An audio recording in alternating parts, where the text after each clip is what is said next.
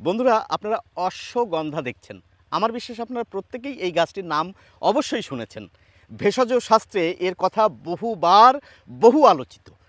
সুতরাং এই গাছটির সঙ্গে পরিচয় করিয়ে দিতে পেরে আমি আনন্দ পাচ্ছি। বন্ধুরা দেখুন, এই গাছের পাতা কিন্তু বেগুন গাছের পাতার মতো এবং এর মূলগুলি খানিকটা মূলোর মতো দেখতে। দেখুন, এই তিনটি গাছ তোলা রয়েছে এখানে, মূলোর মতো দেখতে।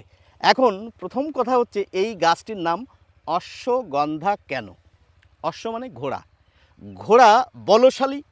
এবং একটি কথা কি প্রচলিত আছে বলেন তো ভেষজ শাস্ত্রে, যে এই গাছের মূল প্রধানত ব্যবহার করা হয়। তো এই মূলটি যদি সঠিকভাবে আমরা নিয়ম মেনে ব্যবহার করতে পারি, তাহলে অশ্বের মতোই বলশালী হয়ে উঠব।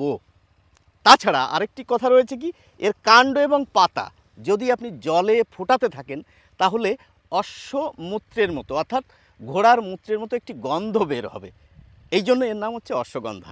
যাই হোক, এই গাছটি যদি আপনাদের প্রয়োজন হয়ে থাকে, এই হচ্ছে আমার বন্ধু, আমি এর নাম্বার ডেসক্রিপশানে দিয়ে দেবো। বন্ধু, তোমার নাম কি? রফিক কয়াল। রফিক কয়াল। এর সঙ্গে যোগাযোগ করলে এই গাছটি কিভাবে পাবেন আপনারা অবশ্যই জানতে পারবেন। সকলকে অসংখ্য ধন্যবাদ।